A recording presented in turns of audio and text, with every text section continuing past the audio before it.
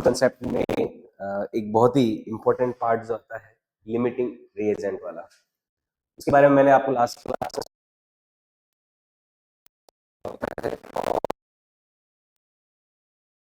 आज अपन जो टॉपिक पढ़ने वाले हैं मोल कंसेप्ट का, ये टॉपिक मोल कंसेप्ट के बहुत सारे क्वेश्चंस को सॉल्व करने में मदद करता है। और सबसे ज्यादा प्रॉब्लम जो आती है मोल कंसेप्ट के क्वेश्चन को सॉल्व करने में, वो इसी पार्ट में आती है। और इस टॉपिक का नाम जो है स्टोइकियोमेट्रिक कैलकुलेशंस। तो ये हमें यहाँ पे समझना जरूरी है। तो अपन जो केमिस्ट्री के अभी जो मोल कंसेप्ट अपन पढ़ रहे हैं, उसमें स्टोइकियोमेट्री वाला जो टॉपिक है उसको अपन पढ़ने वाले हैं। ठीक है, स्टोइकियोमेट्री।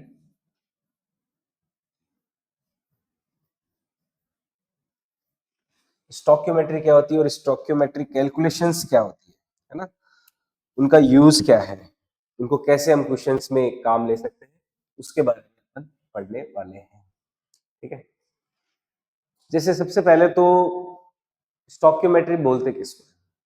स्टोइकियोमेट्री किसको बोला जाता है कि कोई भी केमिकल रिएक्शन जब भी होती है तो वो अपने एटम्स और मॉलिक्यूल्स के फिक्स रेशो में अकर करती है ना। जैसे अपन एग्जाम्पल के तौर पे, जैसे अपन स्टोइकियोमेट्री समझना है,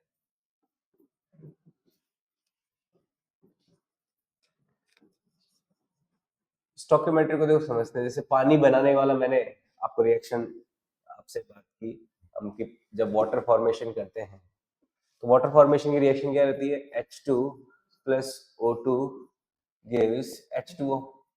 ये पानी बनाने वाली रिएक्शन है।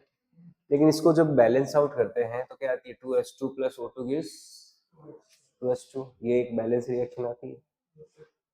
तो यहाँ पर स्टोइकियोमेट्री क्या कहती है कि H2 के दो O2 का एक मिलके दो H2O बनाएंगे। ये जो प्रिंसिपल फॉलो हो रहा है यहाँ पे, इसी प्रिंसिपल को क्या बोलते हैं? स्टोइकियोमेट्री बोलते हैं। ऐसा नहीं है कि कभी पानी के 3 मॉलिक्यूल काम आ गए, H2 के 3 मॉलिक्यूल काम आ गए, O2 का एक काम आया है और H2O के 4 बन गए, ऐसा कभी नहीं है ना। ये जो रेशो है यहाँ पे, मॉलिक्यूल्स का रेशो, ये 2 है, ये 1 है, और ये फिर इससे 2 बन रहे हैं। इसके 2 मॉलिक्यूल इसके एक मॉलिक्यूल से रिएक्ट करके इसके 2 मॉलिक्यूल बन रहे हैं। इस तरह का ये जो रिलेशन हमारे रिएजेंट और प्रोडक्ट्स में जब किसी केमिकल रिएक्शन में रहता है तो उस रिलेशन को क्या बोलते हैं? स्टोइकियोमेट्री बोलते हैं। समझ आई बात, है ना। तो स्टोइकियोमेट्री एक्चुअल में क्या है कि in a reaction in a reaction in a reaction reactant and product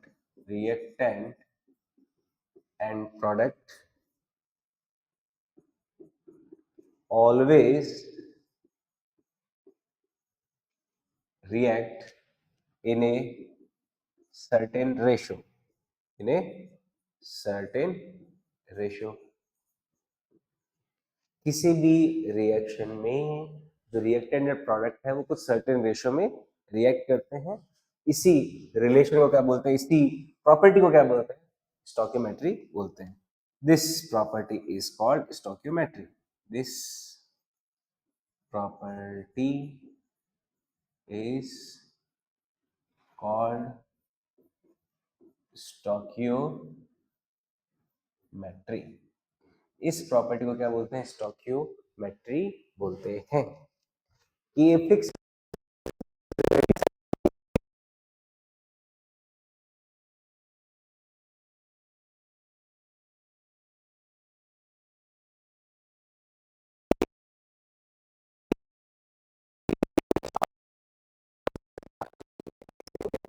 ऐसा नहीं है कि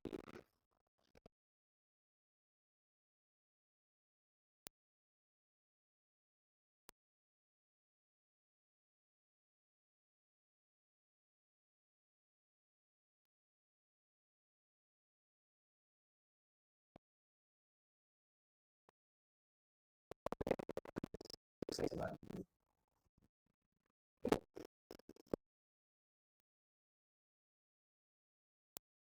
टक्कर में कोई नहीं है, टक्कर में नहीं।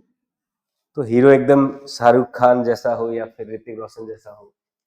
सलमान खान का तो क्या ही नाम ले है। उसके भाई की दो दो बार शादियां हुई, उसकी एक बार भी नहीं हुई। नहीं, बेचारे को तेरे नाम मूवी बनानी पड़ी। अब ऐसी ऐसी मूवीज लेके आ रहा है कि कोई देख ही नहीं सकता। तो in a certain, in a reaction, reactant और प्रोडक्ट हमेशा क्या करते हैं, एक सर्टेन रेशो में रिएक्ट करते हैं। यही प्रॉपर्टी क्या होती है, स्टोइकियोमेट्री होती है। अब देखो इस स्टोइकियोमेट्री के कई तरह के मीनिंग होते हैं, है ना। कोई भी स्टोइकियोमेट्री जो होती है उसके कई तरह के मीनिंग होते हैं। इसके दो, इसके एक से रिएक्ट करे तो इसके दो बन रहे हैं। अगर मैं इसके चार दूं, मान लो पूरे में दो का मल्टीप्लाई कर दूं इस रिएक्शन में, तो क्या हो जाएगा, इसके चार इसके दो से रिएक्ट करेंगे तो इसके क्या बनाएंगे, चार बनाएंगे ना। तो ऐसे क्या कर सकते हैं, मल्टीप्लाई डिवाइड भी कर सकते हैं। तो ये जो कैलकुलेशंस होती है इस तरह की, वो क्या कहलाती है, स्टोइकियोमेट्री कैलकुलेशंस कहलाती है।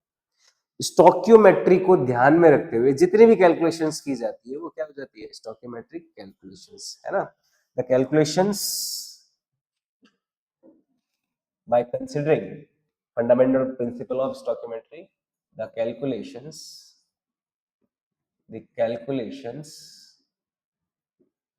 by considering fundamental stoichiometry, मतलब जो फंडामेंटल स्टोइकियोमेट्री है किसी भी रिएक्शन की, तो ध्यान में रखते हुए जो कैलकुलेशंस की जाती है वो क्या कहलाती है, स्टोइकियोमेट्री कैलकुलेशन कहलाती है। By considering fundamental stoichiometry of a reaction is called stoichiometric calculations. Reaction are called stoichiometric calculations. तो ये होता है स्टोइकियोमेट्रिक कैलकुलेशंस का डेफिनेशन। समझ में आई बात। अच्छा, एक टर्म और होती है स्टॉक,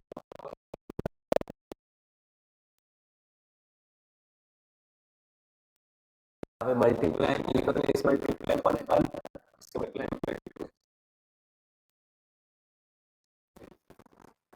ये क्या कहलाते हैं, स्टोइकियोमेट्रिक कोएफिशिएंट्स कहलाते हैं। these are called stoichiometric coefficient।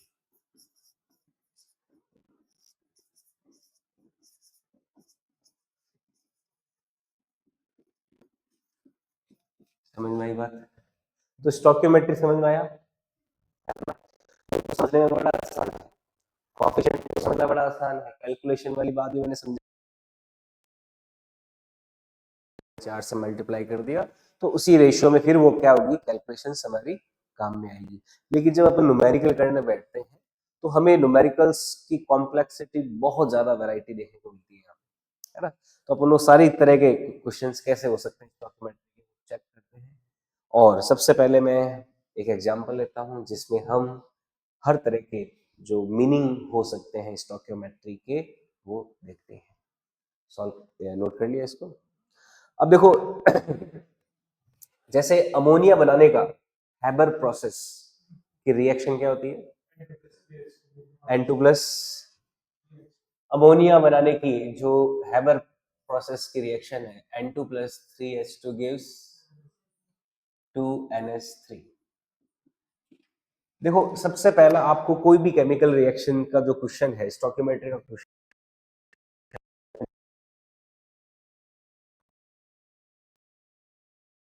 सकता है, आपको रिएक्शन बैलेंस ना दे। आपको ये क्वेश्चन में बोल दिया जाए कि nitrogen and hydrogen when reacts together form ammonia, है ना। तो आपको ये पता होना चाहिए भाई, नाइट्रोजन डायटोमिक गैस के फॉर्म में मिलती है, हाइड्रोजन डायटोमिक गैस के फॉर्म में मिलती है, अमोनिया का फॉर्मूला NH3 होता है। आपको तो बस एक खाली थ्योरेटिकल लाइन दे दी गई कि जब नाइट्रोजन किससे रिएक्ट करता है, जब नाइट्रोजन रिएक्ट करता है हाइड्रोजन से तो क्या बनता है, अमोनिया बनता है। अमोनिया कितना बनता है नहीं पता, बस अमोनिया बनता है। अब ये रिएक्शन तो क्या है, अनबैलेंस। ये रिएक्शन क्या है, अनबैलेंस नहीं है। तो सबसे पहला काम हमें क्या करना है, इस रिएक्शन को बैलेंस करना है ना। तो इस रिएक्शन को बैलेंस करने के लिए, बैलेंस करने का रूल क्या होता है, रिएक्टेंट साइड और product side number of atoms हमेशा क्या होते हैं, बराबर होते हैं, है ना। कुछ एक कंबशन रिएक्शन से, कंबशन रिएक्शंस को बैलेंस करने के लिए कुछ सर्टेन रूल्स होते हैं, लेकिन ये जो इस तरह की इनऑर्गेनिक रिएक्शंस है ना, जो नॉर्मल नाइट्रोजन हाइड्रोजन और इनको ऑक्सीजन को लेते हुए होती है सिंपल रिएक्शन, इनका बैलेंस करने का यही रूल है, हिट एंड ट्रायल मेथड, है ना। और उसमें क्या करना है, दोनों तरफ आपके एटम्स क्या होने चाहिए, बराबर होने चाहिए। कुछ सर्टेन रिएक्शन को बैलेंस करने के रूल्स होते हैं, कंबशन रिएक्शन को बैलेंस करने के रूल्स होते हैं, रेडॉक्स रिएक्शन को बैलेंस करने के रूल्स होते हैं, वो अपन पढ़ेंगे। अभी फिलहाल जो सिंपल सी ऐसी रिएक्शन है इनके बैलेंस करने के कोई रूल्स नहीं है ना। क्या है, हिट एंड ट्रायल बस। दोनों तरफ नंबर ऑफ एटम्स क्या होने चाहिए, बराबर होने चाहिए। ये फंडामेंटल बात हमें ध्यान में रखनी है। तो दिन लगी आपको, थोड़ा इसी 28 पे कर दो। तो N2 plus H2 gives NH3। देखो इधर एक नाइट्रोजन है, इधर दो है, तो इधर दो नाइट्रोजन करे पहले तो 2NH3, चलो नाइट्रोजन बैलेंस हो गया, काम खत्म। इधर हाइड्रोजन 3 है इंटू 2 है, देखो दो ये जो मल्टीप्लाई है ना वो क्या कह रहा है, हाइड्रोजन कितने है, 6 हो गया हाइड्रोजन इधर, इधर तो कितने हैं, 2। इस 2 को 6 बनाने के लिए किसका मल्टीप्लाई कर दो, 3 का। ये हो गई रिएक्शन बैलेंस।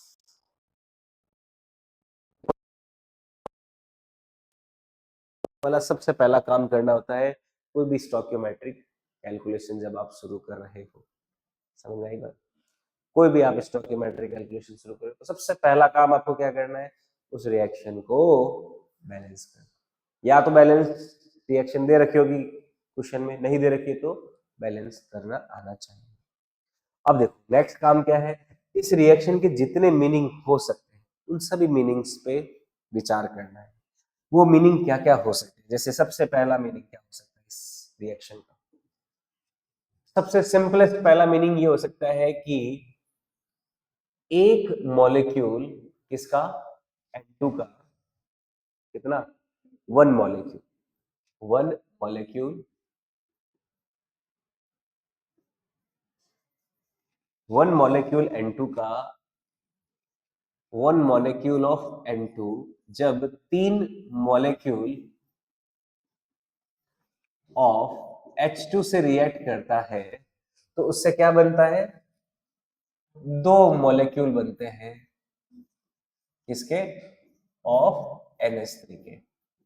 ये सबसे फंडामेंटल मीनिंग है इस रिएक्शन का, है ना, बेसिक मीनिंग है। ये पहला मीनिंग है स्टोइकियोमेट्री का, समझ आई बात। अब देखो इसके और क्या क्या मीनिंग बन सकते हैं, दूसरा मीनिंग क्या बन सकता है,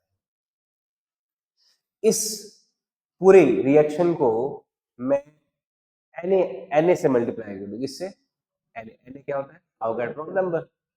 तो इसका मतलब क्या कि इसके Na जो एटम्स होंगे, इसके जो इसके Na मॉलिक्यूल्स ऑफ N2 के जब रिएक्ट करेंगे किसके, 3Na मॉलिक्यूल्स ऑफ H2 से, तो उससे क्या बनेगा, ट्वाइस ऑफ Na के बनेंगे NH3 के। मैंने पूरे रिएक्शन को किससे मल्टीप्लाई कर दिया, Na से जब मल्टीप्लाई कर दिया तो क्या हो गया, इसके Na इसके 3Na से रिएक्ट करेंगे तो इसके 2Na बनेंगे।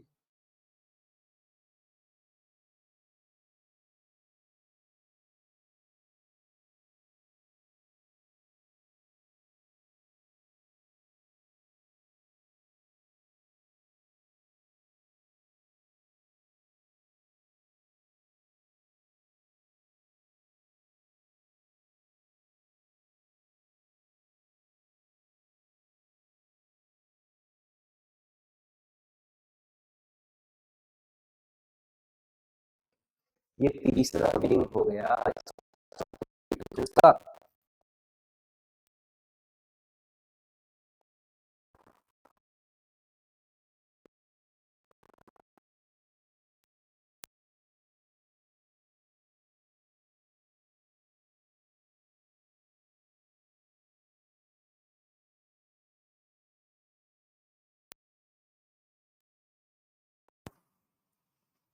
वन मोल एट N2 है।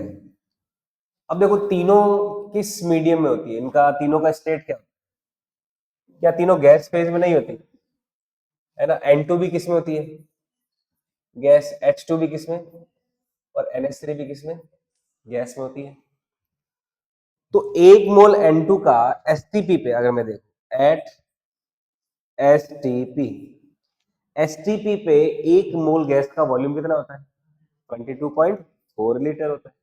तो एक मोल N2 का कितना हो जाएगा, यानी कि 22.4 लीटर ऑफ N2 जब रिएक्ट करता है 3 times of 22.4 litre of H2 से, तो क्या बनता है 2 times of 22.4 litre of NH3 बनेगा। बनेगा नहीं बनेगा, बनेगा ना।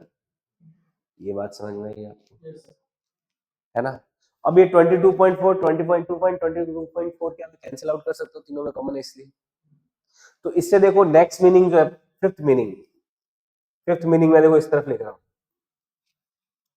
फिफ्थ मीनिंग क्या बन जाता है, 22.4 कॉमन है तीनों में, तो कैंसिल आउट कर दिया, यानी कि इसका 1 लीटर इसके 3 लीटर से रिएक्ट करेगा तो इसके 2 लीटर बनेगा। लिख सकते हैं इसको, तो इसका 1 लीटर, 1 लीटर ऑफ N2 जब रिएक्ट करेगा किससे, 3 लीटर ऑफ H2 से, तो इसका क्या बनेगा 2 लीटर ऑफ 3 बनेगा। 1 लीटर जो होता है वो कितना होता है, इसके 1000 ml, इसके 3000 ml से रिएक्ट करेंगे तो इसके 2000 बनेंगे। 1000 कॉमन, तो इसका मतलब सिक्स्थ मीनिंग क्या हो गया, इसका 1 ml ऑफ N2 जब 3 ml ऑफ H2 से रिएक्ट करेगा तो 2 ml ऑफ NH3 बनेगा। समझ में आई बात। ये देखो इसका सिक्स्थ मीनिंग हो गया इस रिएक्शन का, है ना। ठीक है,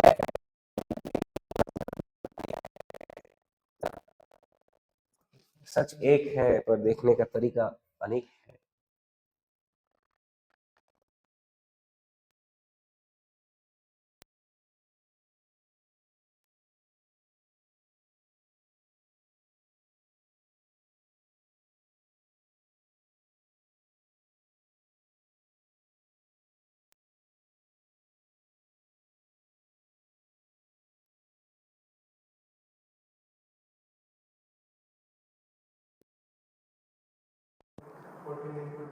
14 इंटू 2 28 ग्राम हो जाएगा ना। नाइट्रोजन का मोलर मास 14 और N2 का है तो 28 ग्राम। तो एक मोल N2 क्या हो गया 28 ग्राम N2। जब 28 ग्राम N2 रिएक्ट करती है किससे, 3 मोल H2 का मास बताओ कितना, कितना, एक H2 का कितना, एक मोल H2 का, खाली हाइड्रोजन का कितना 1 ग्राम, H2 का कितना 2 ग्राम, तो 3 मोल H2 का कितना 6 ग्राम ना। तो 28 ग्राम ऑफ N2 जब 6 ग्राम ऑफ H2 से रिएक्ट करेगी तो उससे अमोनिया कितनी बनेगी देखो। वैसे तो मास कंजर्व रहता है किसी भी केमिकल रिएक्शन में, तो 28 प्लस 6 कितना हो गया 34 ग्राम हो गया ना। तो कितना बन जाएगा 34 ग्राम ऑफ NH3 बन जाएगा। ये सेवंथ मीनिंग हो गई मास का रिलेशन है स्टोइकियोमेट्री का, यानी कि 28 ग्राम 6 ग्राम से रिएक्शन करेगा 34 ग्राम बनेगा। आप इसको ऐसे भी देख सकते हो, NH3 का 1 मोल का मास कितना हो गया 14 प्लस 3 17 ग्राम, 2 मोल का कितना हो गया 17 इंटू 2 34 ग्राम हो गया। है ना, यानी कि इस मास रेशियो में ही हमेशा रिएक्शन रहेगी। अब आप मास की कैलकुलेशंस कर सकते हो। देखो 28 को 2 से डिवाइड कर देंगे तो 14, यानी इसका 14 इसके 3 ग्राम से रिएक्शन करेगा तो इसका कितना बनेगा, 17 ग्राम बनेगा। आप मास के रिलेशन को भी काम में ले सकते हो। ठीक है, आई बात समझ में? तो ये 7 मीनिंग है।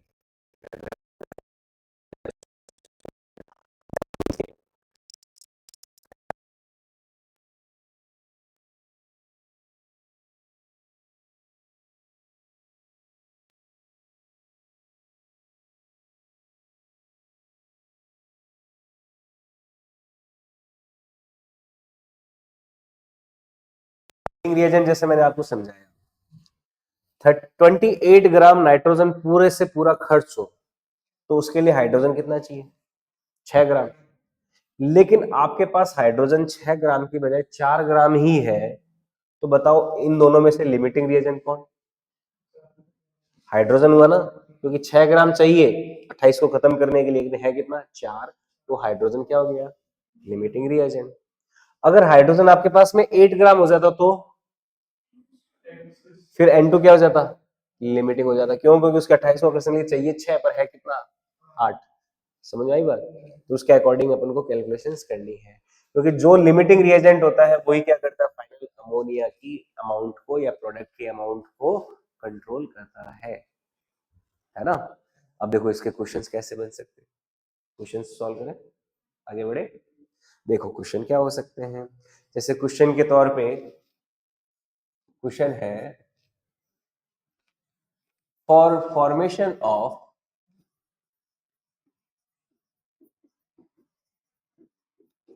10 ml NH3 at STP,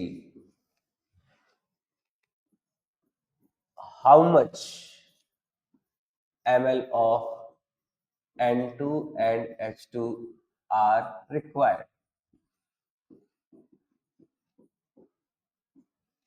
देखो ये सिंपल सा क्वेश्चन है कि 10 ml अमोनिया बनाना है STP पे, N2 और H2 के कितने ml चाहिए।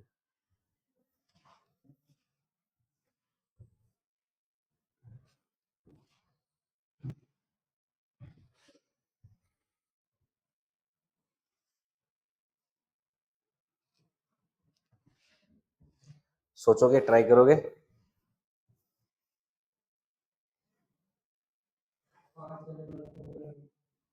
गलत जवाब।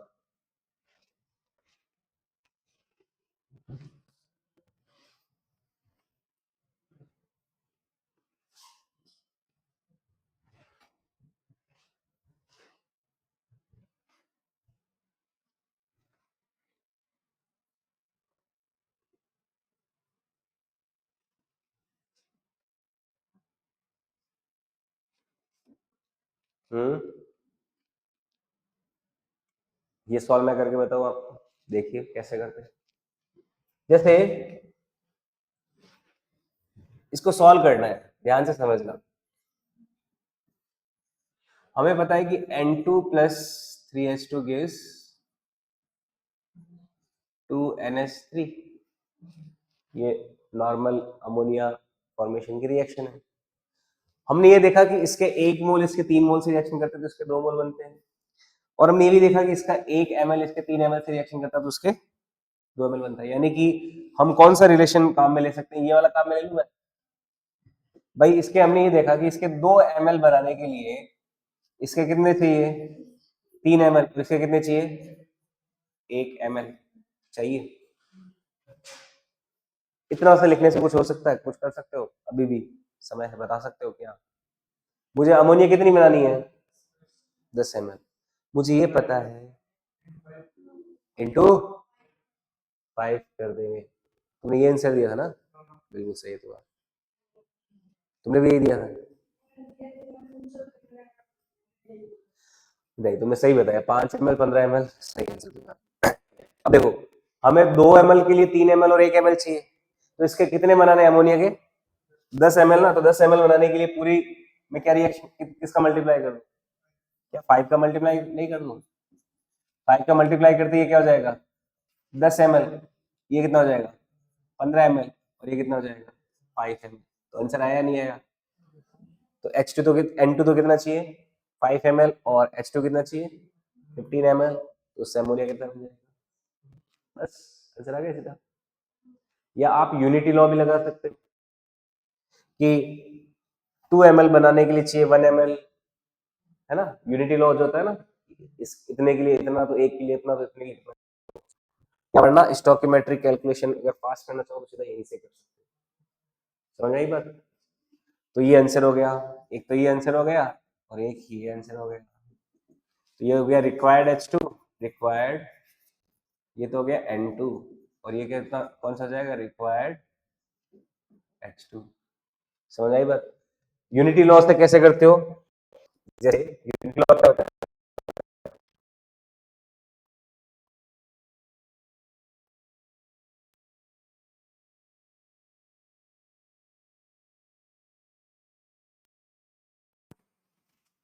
H2 2 ml NH3 के लिए रिक्वायर्ड H2 कितना है? 1 ml। यूनिटी लॉ क्या कहता है कि भाई 2 ml के लिए तो 1 ml चाहिए, तो 1 ml के लिए कितना चाहिए होता है फिर? 1/2 ml, है ना? फिर अपन क्या चाहिए? अपन को 10 ml बनाना है अमोनिया, तो 10 ml के लिए कितना चाहिए? यूनिटी लॉ यही तो होता है, 10 ml के लिए कितना चाहिएगा? हाफ इंटू 10, तो कितना हो जाएगा? 5 ml ऑफ H2। ऐसे कर सकते हो। ये थोड़ा लंबा हो जाता है, लेकिन ये क्विक और स्मार्ट तरीका है। समझ आया बात? यूनिटी लॉ आप H2 के लिए लगा सकते हो, फिर N2 के लिए अलग से लगाना पड़ेगा। सॉरी, ये तो किसके लिए होगा? ये N2 के लिए हो गया, ये N2 के लिए 5 ml ऑफ N2। समझ आई बात? तो ये अलग अलग लगा सकते हो। ये यूनिटी लॉ से करो या फिर स्टोकियोमेट्रिक कैलकुलेशन से सीधा करो। ओके, अब देखो मेरा सवाल जो है नेक्स्ट, अगर हमें 10 ग्राम NH3 बनाना है तो बताओ H2 और N2 के कितने ग्राम चाहिए? ठीक है, सवाल लिख देता हूं मैं। For formation of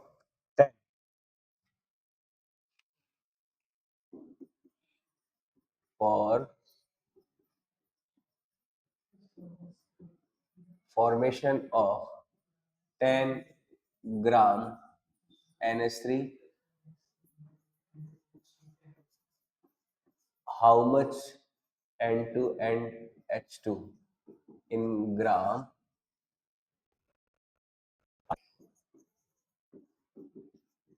required?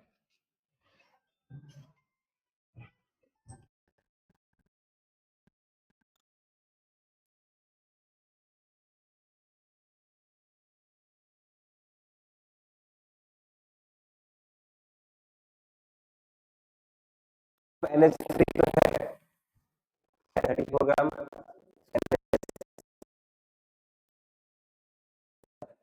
आप 34 से 17 बना सकते थे आसानी से, हाफ का डिवाइड करके। 34 से आप 68 बना सकते थे 2 का मल्टीप्लाई करके, लेकिन 34 से 10 बनाना है तो किसका मल्टीप्लाई करोगे? पूरी रिएक्शन को किससे मल्टीप्लाई करोगे? ये आपको सोचना पड़ेगा यहाँ पे।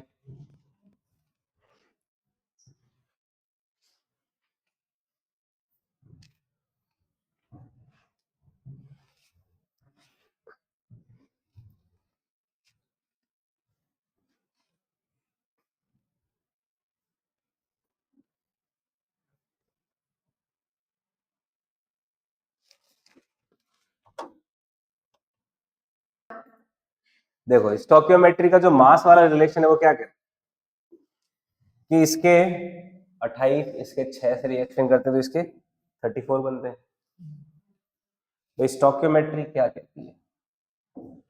दोनों तरीके, यूनिटी लॉ भी लगा सकते हो और कोफिशिएंट से मल्टीप्लाई करने वाला, दोनों तरीकों से कर सकते हो, है ना? रिएक्शन है N2 plus 3H2 gives 2NH3, है ना? इसके 28 ग्राम, हमारी स्टैंडर्ड स्टोइकियोमेट्री क्या कहती है, इसके 28 ग्राम जब इसके 6 ग्राम से रिएक्शन करते हैं तो इसके क्या बनते हैं 34 ग्राम। पर क्वेश्चन क्या कहता है कि हमें अमोनिया कितना बनाना है, खाली 10 ग्राम ही बनाना है। तो इसको 10 ग्राम बनाने के लिए मैं पूरी रिएक्शन में, पूरे इस कैलकुलेशन में किसका मल्टीप्लाई करूँ, 34 को 10 बनाना तो किसका मल्टीप्लाई करूँ, 34 का डिवाइड कर दो, 10 का मल्टीप्लाई कर दो, तो क्या नहीं हो जाएगा। ये 10 ग्राम कैसे बनेगा, जब पूरी रिएक्शन में किसका मल्टीप्लाई कर दो 10 अपॉन 34 का, 34 से 34 कैंसिल किया 10 बच जाएगा ना। कितना कॉमन सेंस वाला काम है, बताओ। तो आपको क्या करना है, पूरी रिएक्शन में किसका मल्टीप्लाई कर देना है 10 अपॉन में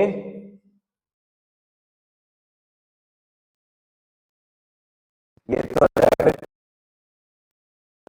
है ना, और ये क्या हो जाएगा 6 इंटू 10 अपॉन 34, और ये कितना हो जाएगा 28 इंटू 10 अपॉन 34। तो फाइनल आंसर आ गया था आराम से। कितना आ जाएगा देखो, ये हो जाएगा ये हो जाएगा 60 अपॉन 34 यानी कि 3 अपॉन 17, ये हो जाएगा मेरे ख्याल से 30 अपॉन 17 ग्राम, जिसको अपन लिख सकते हैं 1.130। 17 के पाड़े से कितना जाएगा लगभग, 30 में 17 का डिवाइड किया तो कितना चाहिए,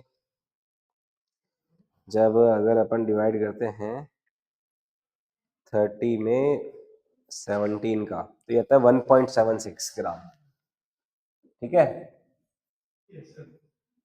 तो 10 ग्राम अमोनिया बनाना है, उसके लिए H2 तो कितना चाहिए 1.76 ग्राम, और ये कितना चाहिए, ये हो जाएगा 140 अपॉन में 17 ना, तो 140 में 17 का डिवाइड करोगे तो ये आ जाएगा 8.23 ग्राम।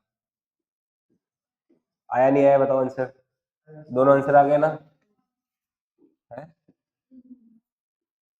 ये देखो दोनों आंसर एक साथ आ गए, कोफिशिएंट मल्टीप्लाई वाला मेथड हो गया।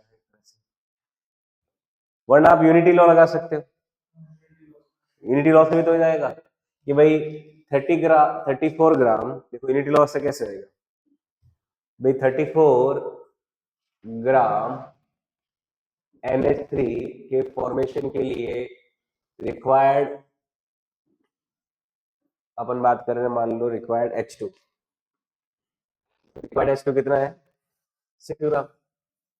यूनिटी लॉ ऐसे ही होता है ना कि भाई 34 ग्राम के लिए चाहिए 6 ग्राम H2, तो 1 ग्राम NH3 के लिए कितना चाहिए, क्या करते हैं 6 अपॉन 34 कर देते हैं ना। अपन को कितना NH3 बनाना है, तो 10 ग्राम के लिए कितना चाहिए होगा 6 अपॉन 34 इंटू, आ गया ना देखो, ये वाला ही तो आ गया, कितना जाएगा ये 1.76 ग्राम। तो ये तो हो गया कॉफिशिएंट में, सभी पूरी रिएक्शन में किसी फैक्टर का मल्टीप्लाई करके फटाफट, और ये मेथड हो गया यूनिटी लॉ वाला, समझ में आई बात, ठीक है। तो ऐसे करते हैं, ये यूनिटी लॉ से कर दिया अपन ने, ये हो गया unity law.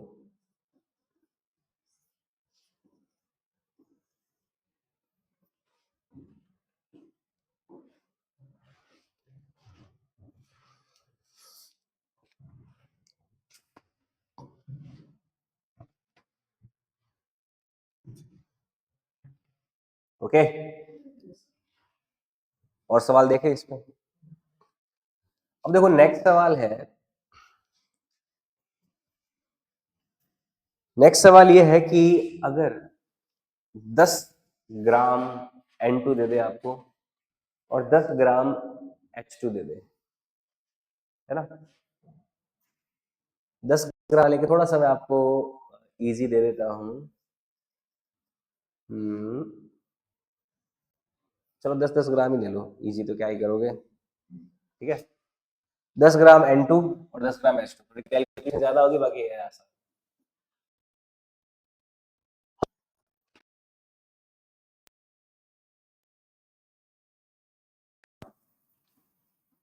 will form if we mix. देखो लिमिटिंग रिएजेंट का क्वेश्चन भी दूंगा मैं, लेकिन थोड़ा सा सिंपल क्वेश्चन दे देता हूँ. इफ वी मिक्स, जिसमें अपन मिक्स क्या कर रहे हैं, if we mix, if we mix 140 gram of N2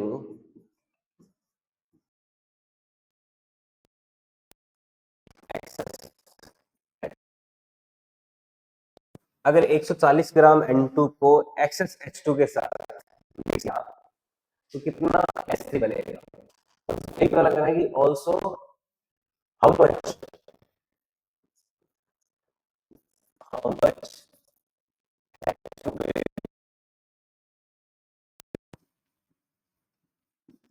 और इस प्रोसेस में H2 कितना कंज्यूम होगा.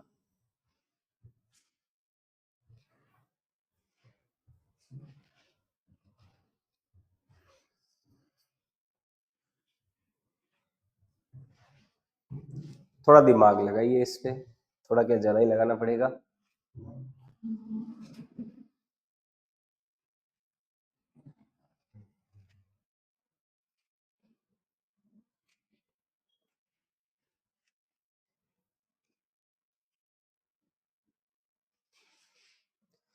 स्टोइकियोमेट्रिक कैलकुलेशंस का कोई भी सवाल करना है तो सबसे पहला काम आपका क्या होना चाहिए, रिएक्शन को लिखना.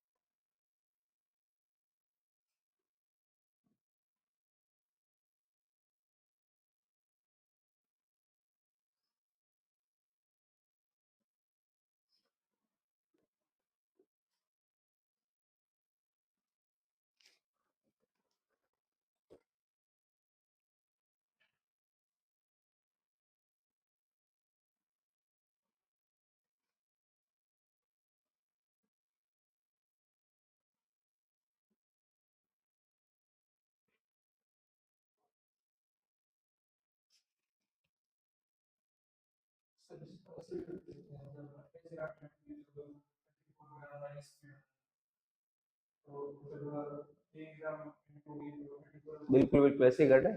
क्या आंसर. कितना आया.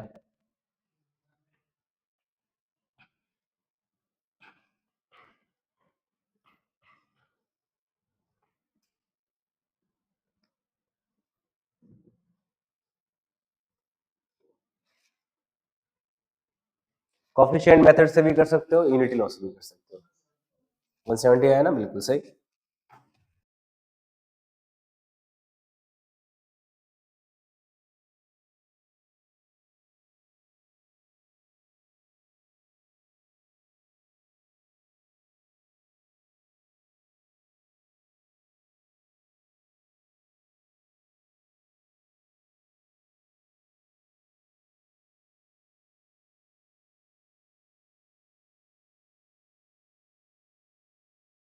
है ना, 4 ग्राम बनते हैं. कोफिशिएंट वाले मेथड से करें. देखो अभी अपने पास N2 कितना है, 28. क्वेश्चन में क्या बोल रहा है कि कितना है पास 140, और हाइड्रोजन तो कितना है एक्सेस. तो पहले चलो N2 से अपन देख लेते हैं कि N2 140 ग्राम, N2 अपने पास कितना हो जाए. तो 28 से 140 लाने के लिए कितने का मल्टीप्लाई. 28 को 10 से मल्टीप्लाई करो तो 280, 280 का हाफ कितना होता है? 140 होता है। तो इसका मतलब इसको किससे मल्टीप्लाई किया है? 5 से मल्टीप्लाई किया ना। तो इसका मतलब इसको अगर 5 से मल्टीप्लाई करूंगा तो कितना हो जाएगा? यानी कि ये कितना कंज्यूम होगा? क्या 30 ग्राम कंज्यूम नहीं होगा भाई? 28 के लिए तो 6 ग्राम चाहिए, 140 के लिए कितना चाहिएगा? 30 ग्राम। तो ये भी दूसरा आंसर भी आ गया, कितना H2 कंज्यूम होगा। यानी कि अब इसमें देखो ये कितना बनेगा, इसमें 5 का मल्टीप्लाई कर दूं 170 ग्राम। तो दोनों आंसर आ गए ना। H2 तो इतना कंज्यूम होगा और अमोनिया इतना फॉर्म होगा। ये मल्टीप्लिकेशन फैक्टर। और यूनिटी लॉ देखो, अब 5 से मल्टीप्लाई करने वाला क्लिक करे नहीं करे, अपने इतना आईक्यू है या नहीं है, ये भी तो बात सोचने वाली है ना। अपनी औकात से बाहर की कैलकुलेशन हो गई फैक्टर मल्टीप्लिकेशन वाला। तो ये मैथ्स जिसकी स्ट्रांग है उसके लिए तो दाएं हाथ का खेल है। लेकिन जिसका अगर काम नहीं कर रहा भेजा, तो उसको क्या करना चाहिए? याद करना चाहिए तेजा, है ना। तेजा मार्क इधर है ना। वो बड़ी खतरनाक वो अंदाज अपना, तेजा मैं हूँ, मार्क इधर है। तो अपन को तो क्या करना है, यूनिटी लॉ लगा लो बस। यूनिटी लॉ क्या कहता है कि भाई 28 ग्राम N2 से अपन को क्या पता लगाना था कि 140 ग्राम N2 से कितना अमोनिया फॉर्म होगा। तो यूनिट लॉ क्या बनेगा? 28 ग्राम N2 से कितना फॉर्म होता है? 34 ग्राम NH3। तो 1 ग्राम अगर N2 होता तो कितना फॉर्म होता? 34 अपॉन 28। यानी कि अपने पास अभी कितना है? 140 ग्राम N2 से कितना फॉर्म होएगा? तो 34 अपॉन 28 इंटू 140। तो ये जब करोगे तो कितना आंसर आ जाएगा? 170 ग्राम ही आंसर आ जाएगा। ठीक है। अब इसी यूनिटी लॉ से आप H2 कितना कंज्यूम हुआ है वो निकाल सकते हो क्या? कैसे लगाओगे? क्या लगाओ, क्या बनेगा? हाँ। बिल्कुल, ये कर सकते हो, यूनिटी लॉ लगा सकते हो कि भाई 34 ग्राम के लिए तो चाहिए 6 ग्राम। तो 170 ग्राम अमोनिया बनाने के लिए कितना चाहिए? 6 अपॉन 34 इंटू 170। वैसे कर लो, या फिर आप N2 से भी कर सकते हो। देखो N2 से भी कर सकते हैं, है ना। अपन को क्या निकालना है कि हाइड्रोजन कितना कंज्यूम होएगा? 6 ग्राम। अपन क्या देखो लिखेंगे कि भाई 6 ग्राम H2 के लिए, 6 ग्राम H2 के लिए कितना रिक्वायर्ड है? N2 28 ग्राम N2 रिक्वायर्ड है ना। नहीं, अपन को तो कंज्यूम निकालना है, तो इसको उल्टा कर लेते हैं कि भाई 28 ग्राम के लिए, 28 ग्राम N2 के लिए हाइड्रोजन कितना रिक्वायर्ड है? 6 ग्राम H2 रिक्वायर्ड है। तो 1 ग्राम N2 के लिए कितना रिक्वायर्ड हो जाएगा? 6 अपॉन 28। और अपन को कितना खर्च कराना है? 140 ग्राम N2 खर्च कराना है। तो 140 को खर्च करने के लिए कितना चाहिएगा? 6 अपॉन 28 इंटू 140। तो कितना आ जाएगा? अब देखो ये जब मैं लिख रहा हूँ ना से करने बैठोगे तो आप क्या करोगे? 6 ग्राम 28, 28 ग्राम 6, ये कंफ्यूज हो जाओगे, पक्का कंफ्यूज होएंगे। एक कहावत है बहुत बड़े विद्वान की कि जब मैंने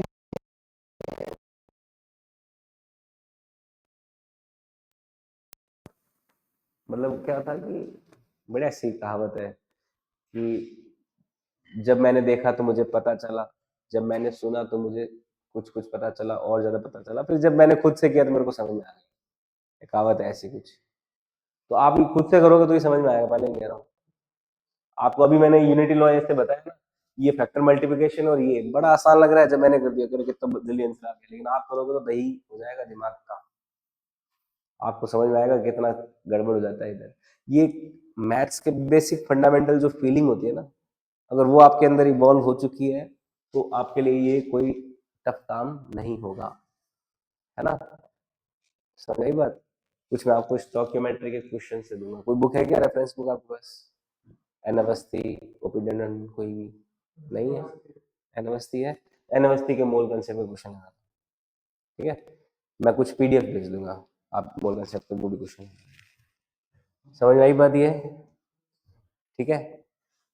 अभी देखो इसमें मैंने H2 को एक्सेस बोल ही दिया था, लेकिन बहुत बार एक्सेस बोल पता नहीं हो कि एक्सेस रिएजेंट H2 है या नहीं है।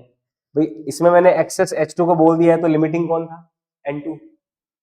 भाई हाइड्रोजन चाहे कितना ही मौजूद हो, लेकिन जो अमोनिया बनेगा वो तो N2 के अकॉर्डिंग ही बनेगा, क्योंकि N2 क्या है अपना लिमिटिंग रिएजेंट। तो 140 ही क्या कर रहा है?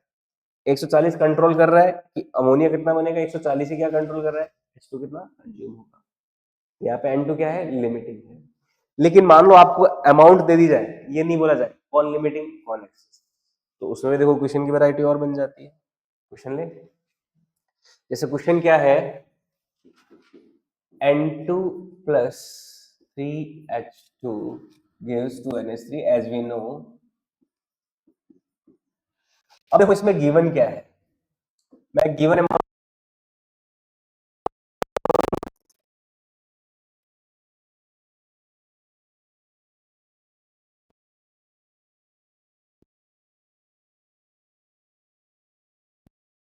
जाएंगे, है ना।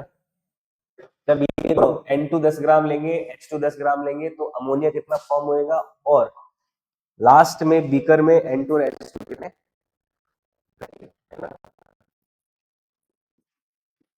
हाउ मच NH3,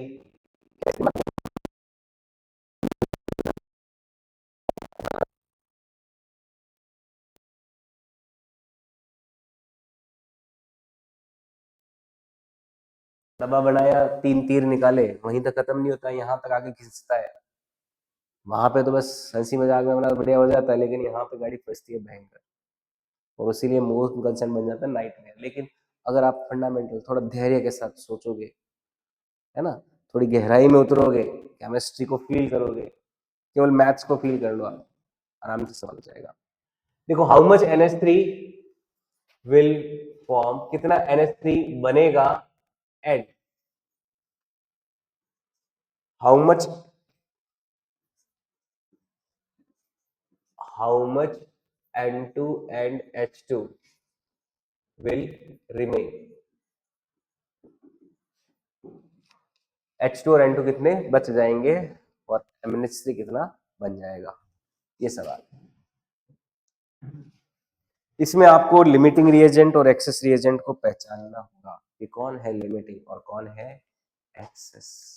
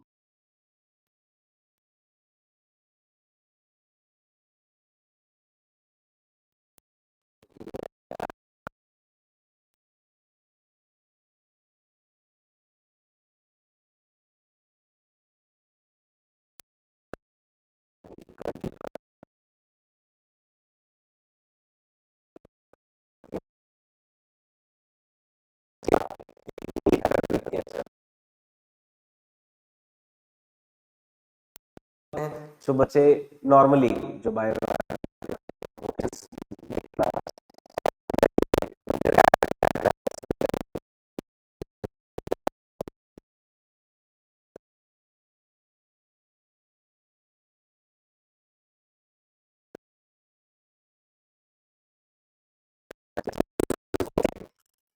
स्टोइकियोमेट्री वाला जो बात है, वो क्या कहता है कि इसके कितने 28 ग्राम, इसके 6 ग्राम से जब रिएक्शन करेगा तो इसके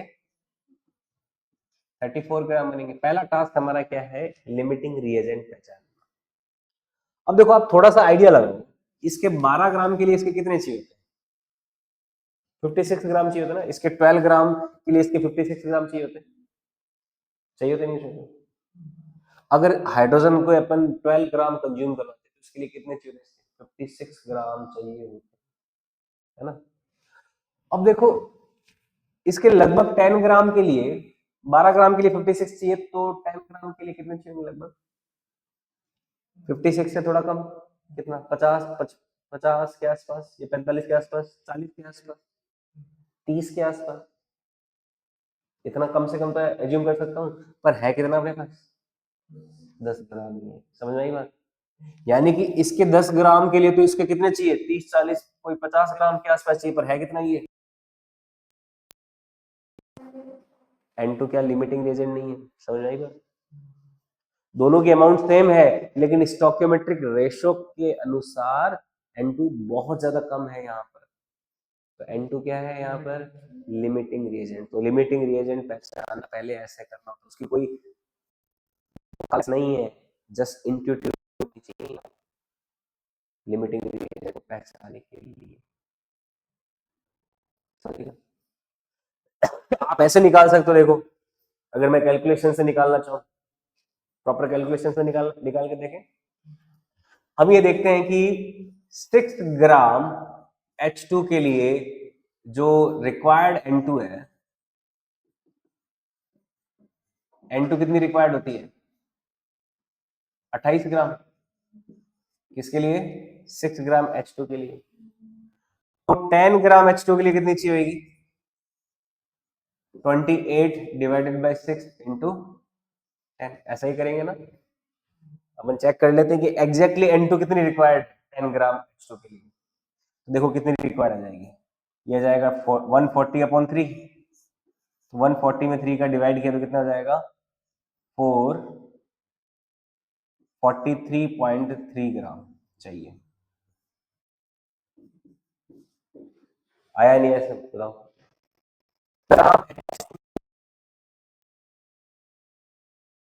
3.3 ग्राम तो चाहिए, पर है कितनी, 10 ग्राम ही है। अगर आप कैलकुलेशन से देखना चाहो, आप इंट्यूटिव मैथ से सीधा निकालो, इतनी कैलकुलेशन करने की जरूरत नहीं है वैसे, क्योंकि अपन को तो फाइनल आंसर चाहिए। फाइनल आंसर के लिए इस कैलकुलेशन का कोई खास यूज नहीं है ना।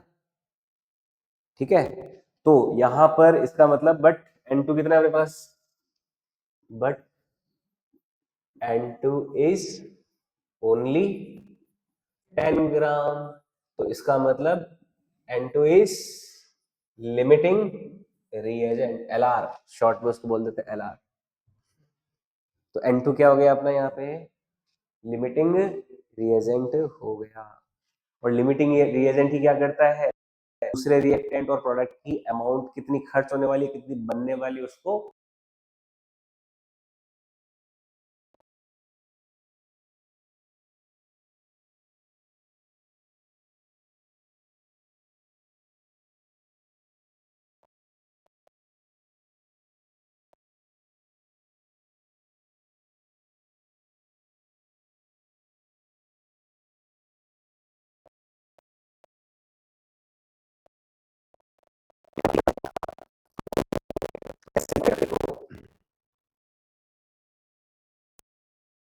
दुल्हने हैं 10 दूल्हे हैं, एक दूल्हा नहीं आया, सरकारी नौकरी लग गई थी, रिजल्ट आ गया था, सोचा कोई दूसरी मिल जाएगी बढ़िया, तो उसमें सामूहिक विवाह में क्या करेंगे अपन, तो पैराडाइज लेके नाम करेंगे, नहीं, तो वो दूल्हा नहीं ही आया, तो 9 दूल्हे ही पहुंचे। तो 9 दूल्हों का जो ग्रुप है वो क्या हो गया, लिमिटिंग रिएजेंट।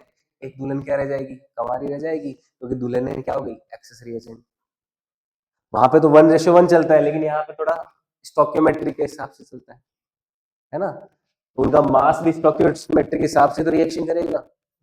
ये सारे चीजें बिल्ड करो दिमाग में, एकदम फिट बैठाओ, तब मजा आएगा आपको इसके कैलकुलेशंस का।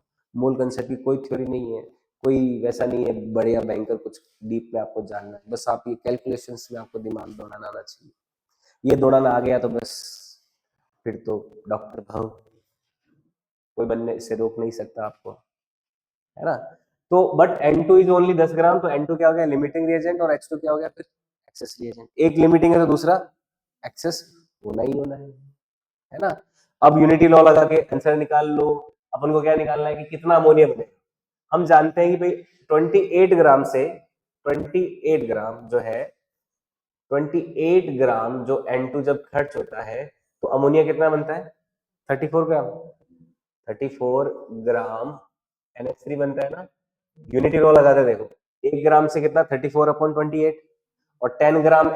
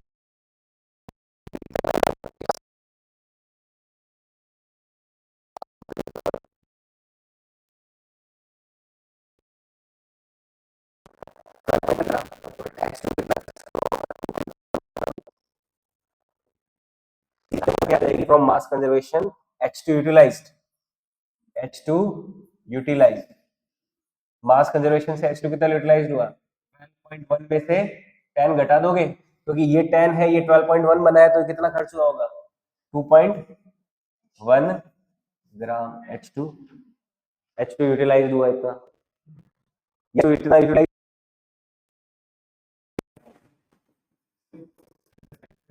H2 रिमेनिंग H2 कितना हो जाएगा, 10 पहले था, 2.1 खर्च हो गया, तो कितना हो गया, तो H2 कितना रह जाएगा पीछे, 7.9 ग्राम रह जाएगा। समझ में, ये देखो आंसर हो गया, है ना। कोई ऐसा नहीं है कि परमानेंट, कोई मैं आपको बता दूं तरीका कि ऐसे ऐसे करो आंसर आ जाएगा, दिमाग लगाना पड़ेगा, सारे फंडे जो आपको मैंने सिखा रहा हूँ उनको अप्लाई करना पड़ेगा, तब होएगा ये सवाल, ऐसे सवाल। समझ में आई बात, ठीक है, ऐसे करते हैं।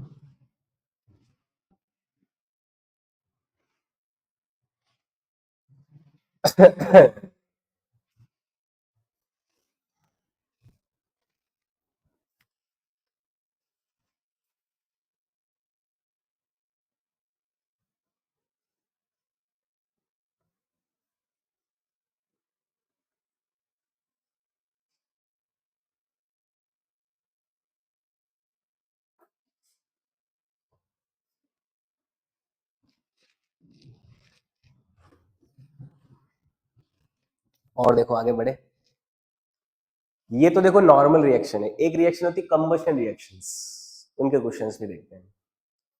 कंबशन क्या होता है, हिंदी में बोलते हैं उसको दहन।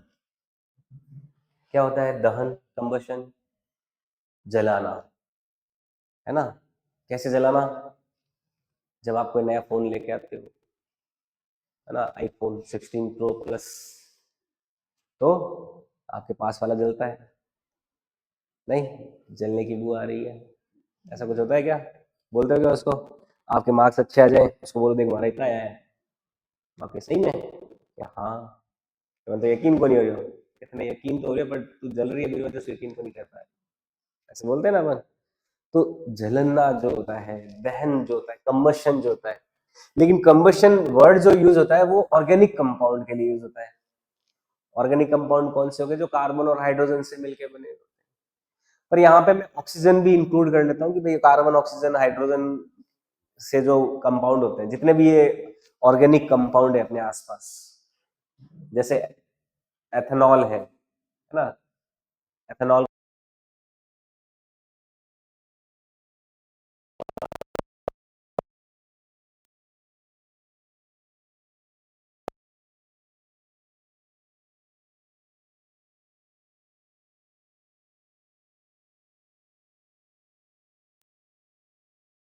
के कंपाउंड्स होते हैं, उनको उनको जब एक्सेस ऑक्सीजन की प्रेजेंस में बर्न किया जाता है ना, एक्सेस ऑक्सीजन से जब भी वो रिएक्शन करता है तो वो रिएक्शन क्या कहलाती है, कंबशन रिएक्शन कहलाती है। तो अपन समझते हैं कंबशन रिएक्शन को।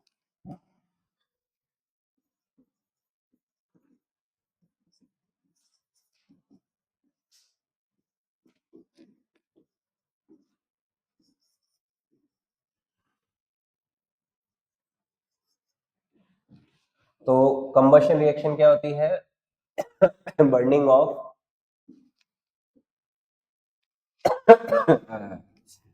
बर्निंग ऑफ कार्बन और its compound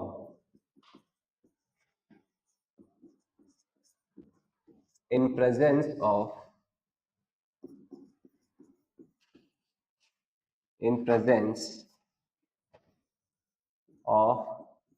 excess air। Excess air है तो वो एक्सेस O2 है ना, ऐसे ही मान लेना उसको। एयर में वैसे नाइट्रोजन ऑक्सीजन, नाइट्रोजन ज्यादा होती है, पर अपन नाइट्रोजन काम नहीं आती है कार्बन को जलाने में। जलाने में कौन काम आएगी, ऑक्सीजन। बिना ऑक्सीजन की प्रेजेंस के कोई चीज जल सकती है क्या, नहीं जलती है ना, नहीं क्या। जैसे माचिस से तीली जलाते हैं और मुंह में ऐसे रखते हैं, तो वो करते हो क्या कभी आपने, छोटे बच्चों को एकदम ऐसे जादू दिखाने के लिए, भोकाली दिखाने के लिए अपनी, तो मुंह में जाते क्या हो जाती है, बुझ जाती है। क्यों, क्योंकि मुंह में ऑक्सीजन नहीं होती, ऑक्सीजन होती है लेकिन वो फटाफट CO2 में कन्वर्ट हो जाती है, तो फिर वो तीली जल्दी जल्दी बुझ जाती है तुरंत। तो आपके अंदर आग नहीं लगती है, नहीं नहीं तो नानी याद आ जाती है, कभी कभी जीप पे टकर जाती है, करते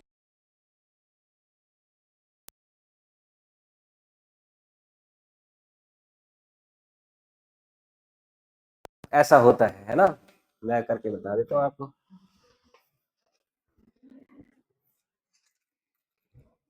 है ना, जैसे ये देखो माचिस की तीली है, तो माचिस की तीली से कंबशन रिएक्शन, जैसे उसको जलाओ तो कंबशन रिएक्शन होगी, लेकिन मुंह में जाते ही बुझ जाएगी।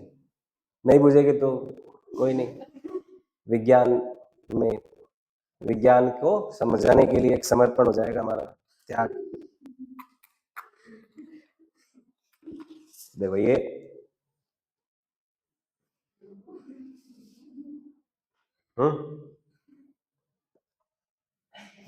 बुझ रही है ना ये अंदर, कैसे बुझी, क्योंकि अंदर जल रही थी, थोड़ी देर जल रही थी, तो जलते जलते उसने अंदर की सारी ऑक्सीजन को कंज्यूम कर लिया, CO2 में कन्वर्ट कर लिया, फिर जो है क्या रहा, इसको ऑक्सीजन नहीं मिल रही थी, तो इसलिए बुझ गई, और बुझ जाने से मेरे अंदर का जो गला है वो जलने से बच गया।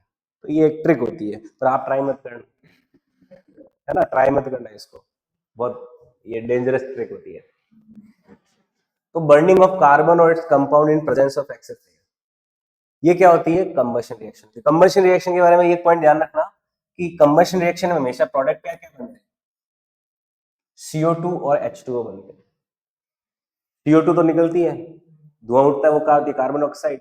और जब आप लकड़ी को जलते हुए देखते हो तो थोड़ी मॉइस्चर भी आसपास बनती है ना।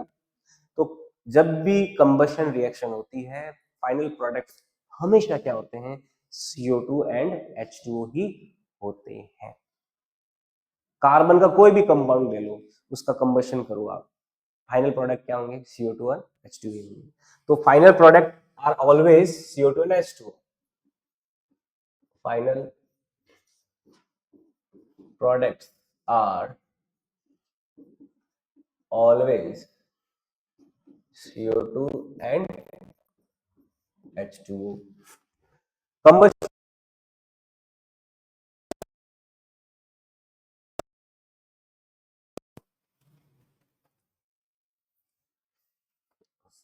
विज्ञान को जिंदगी कुर्बान हो जाती है ना। जिंदगी को तो क्या कुर्बान थी, छाले छाला या फफोला बन जाता मुंह में, पर नहीं बना। ये पूरा मैंने ट्रेनिंग ली है, शुरुआत में मेरे भी जला था, पता नहीं मेरा छोटा था तो सनक चली हुई थी, पर 10-15 बार करने के बाद में एकदम फिट हो गया कि हाँ ऐसे करते हैं इसको। तो ट्रेनिंग की जरूरत होती है प्रॉपर, ये सीधा एक एक बार में नहीं होएगा। तो फाइनल प्रोडक्ट क्या होते हैं, CO2 और H2 होते हैं कंबशन रिएक्शन में। और बैलेंस जब करना होता है कंबशन रिएक्शन को, तो क्या होता है यहाँ पे, फॉर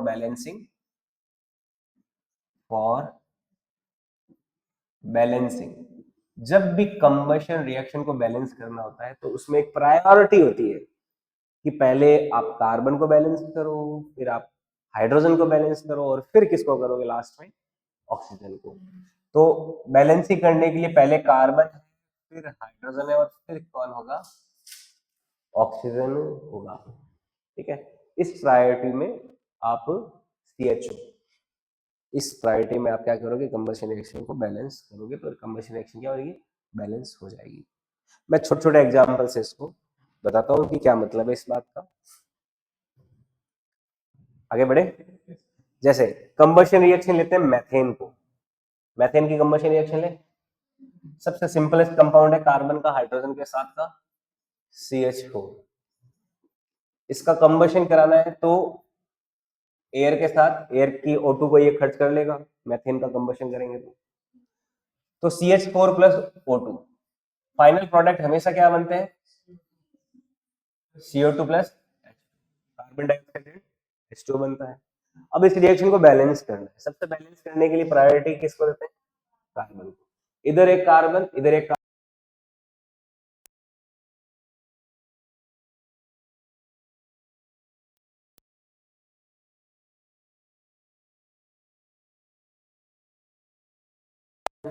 अब नेक्स्ट काम किसको बैलेंस करना है, ऑक्सीजन। इधर काउंट करते हैं, ऑक्सीजन कितने हो गए, 2 और 2 4, 4 ऑक्सीजन बैलेंस करने के लिए इधर क्या लगा दो, 2, रिएक्शन हो गई बैलेंस। समझ में आया। तो इस प्रायोरिटी से क्या करते हैं अपन, कंबशन रिएक्शंस को बैलेंस करते हैं। पहली प्रायोरिटी कार्बन को बैलेंस करना, दूसरी प्रायोरिटी हाइड्रोजन को, फिर तीसरी प्रायोरिटी में ऑक्सीजन को बैलेंस करते हैं, CHO है ना। और देखो एग्जांपल कोई बताओ, कार्बनिक कंपाउंड C2H6, ये कौन हो गया, एथेन। एथेन को बैलेंस करके बताओ क्या क्या आएगा,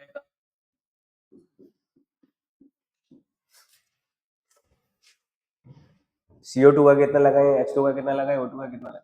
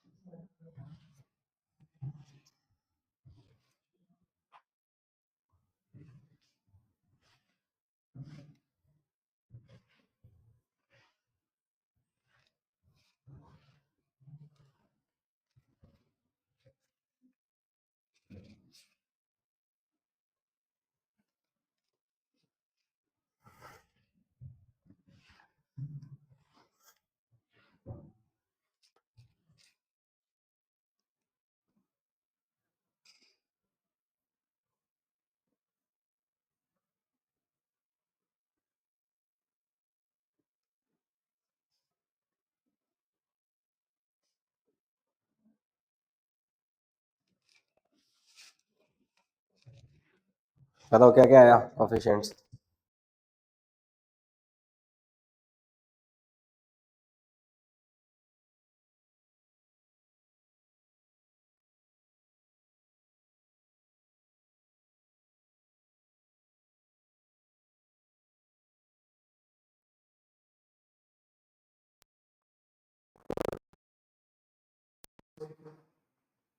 2 7 आ गया। CO2 का कितना लगाओगे, इधर कार्बन 2 तो इधर 2, H2 इधर 6 है, इधर 2 है, तो इधर 3। अब ऑक्सीजन को देखो गड़बड़ हो गई, 3 ऑक्सीजन और 2 4, 4 और 3 कितने हो गए, 7 हो गए ना। ऑक्सीजन कितने, 7 हो गए। अब तो 7 ऑक्सीजन के लिए क्या करेंगे, 3.5 से मल्टीप्लाई करना पड़ेगा, नहीं करना पड़ेगा, तो करो ना। 3.5 को क्या लिख देंगे, 7/2 हो गया बैलेंस। बस 7/2 लिखना एक अच्छी चीज नहीं है, तो इस पूरे में क्या कर देंगे, किसका मल्टीप्लाई कर देंगे? क्या 2 का मल्टीप्लाई कर दो पूरी रिएक्शन में? 2 का मल्टीप्लाई कर देंगे तो क्या बन जाएगी ये? यहां से देखो पूरी रिएक्शन में 2 का मल्टीप्लाई कर दो तो फाइनल रिएक्शन हमारी क्या बन जाएगी? Twice of C2H6 plus 7O2 gives 4CO2 plus 6H2। अब ये इसको बैलेंस, ये भी बैलेंस रिएक्शन है, ये भी बैलेंस रिएक्शन, पर ये 7/2 आपको अखरे नहीं, क्योंकि 3.5 O2 तो कुछ होता नहीं है, O2 तो सिग्निफिकेंस नहीं होता है ना, 3.5, तो उसको आप 2 से मल्टीप्लाई कर दो, पूरी रिएक्शन को मल्टीप्लाई कर दो, ये क्या हो गया? 7/2 हो गया। ठीक है, तो ऐसे करते हैं बैलेंस। ओके, एक एग्जांपल और देखो, जैसे मैं करता हूं, दारू को जला देते हैं। किसको जलाते हैं? दारू को। कितनी जिंदगियां जलाते हैं अपन दारू को? जलाते हैं। दारू का फॉर्मूला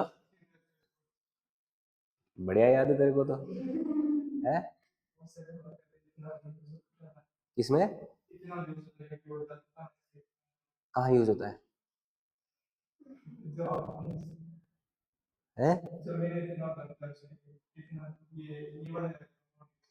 अच्छा, कितना परसेंट?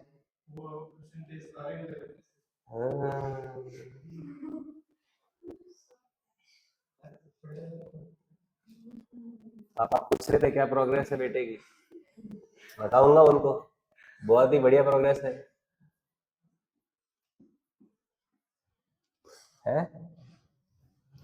हैबर प्रोसेस पता नहीं होगा, लेकिन एथेनॉल पता है, वो भी पता है। बहुत बढ़िया फिर तो। अब इसको बैलेंस करके बताओ, एथेनॉल को जलाएंगे अपन, एथेनॉल का कंबशन किया तो क्या क्या पैरामीटर कोफिशिएंट आएंगे, स्टोइकियोमेट्रिक कोफिशिएंट क्या क्या आएंगे इसमें?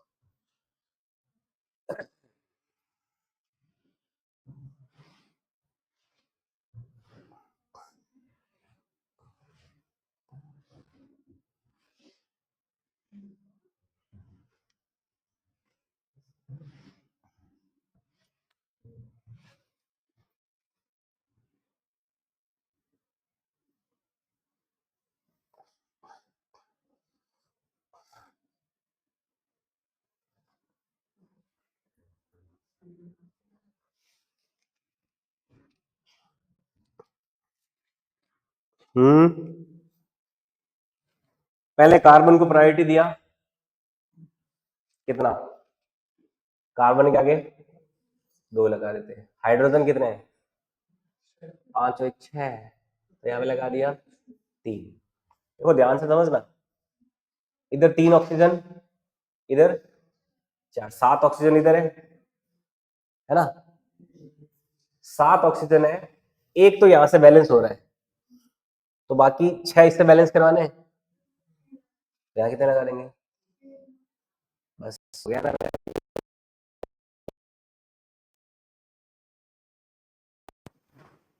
Okay,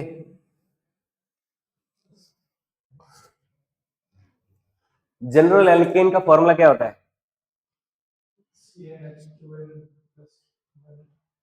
CnH2n plus 2। General alkene को देखो पहले, Cn for general alkane,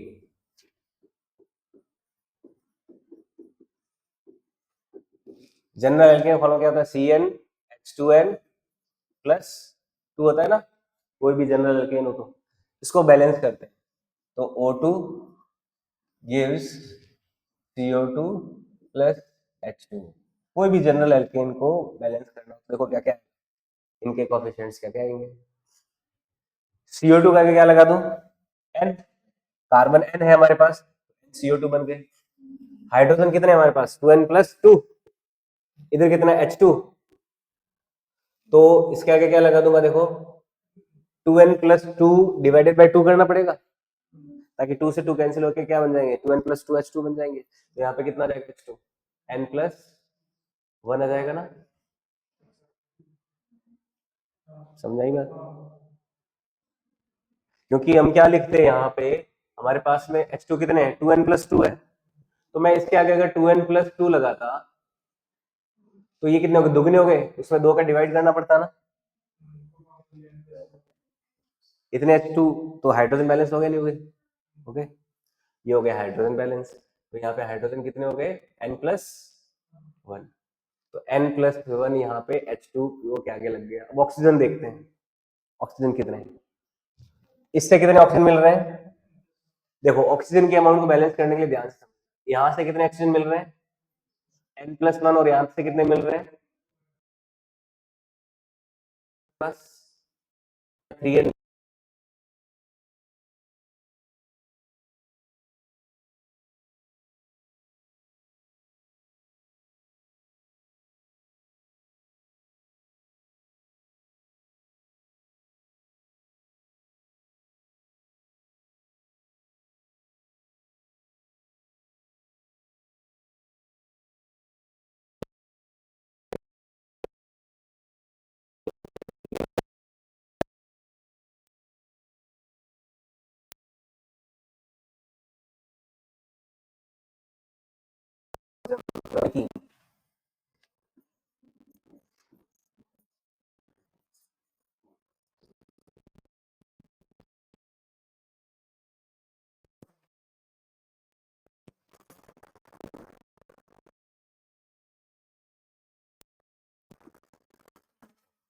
general alkene का फॉर्मूला क्या होता है?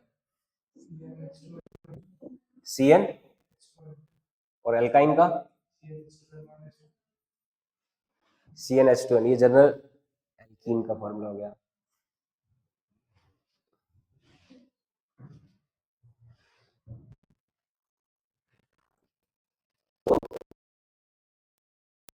+O2 किया, इसे मिला +H2O।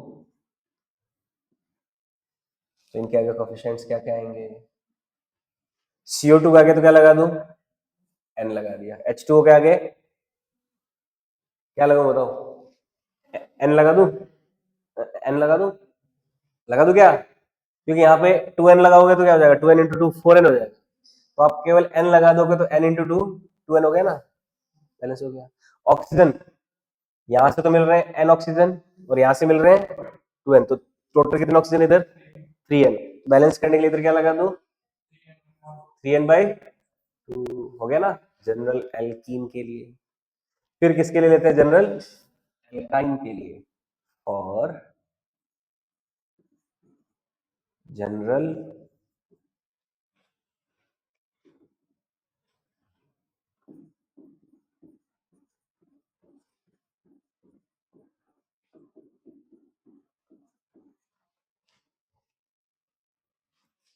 जनरल एल्काइन के लिए फॉर्मूला क्या होता है? जनरल फॉर्मूला क्या होता है? CnH2n -2 होता है क्या? -1 होता है, -2 होता है ना, plus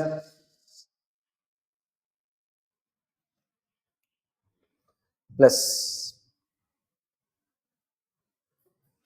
O2 gives CO2 plus H2O। तो बताओ क्या होगा बैलेंसिंग के समय पैरामीटर्स? कार्बन CO2 आगे क्या लगा दूं? H2O का आगे क्या लगाऊं? उधर देखो क्या है, 2n-2 है, तो 2 का डिवाइड करेंगे तो क्या रह जाएगा? 2 से 2 कैंसिल, क्या रह जाएगा? n-1। तो H2O का क्या लगेगा? n-1 रह जाएगा। अच्छा, अब ऑक्सीजन इधर कितने हैं? n-1 ऑक्सीजन है, उधर 2n है, तो ऑक्सीजन कितने हैं अपने पास? 2n प्लस, तो कितने हैं? क्या 3n-1 ऑक्सीजन नहीं है?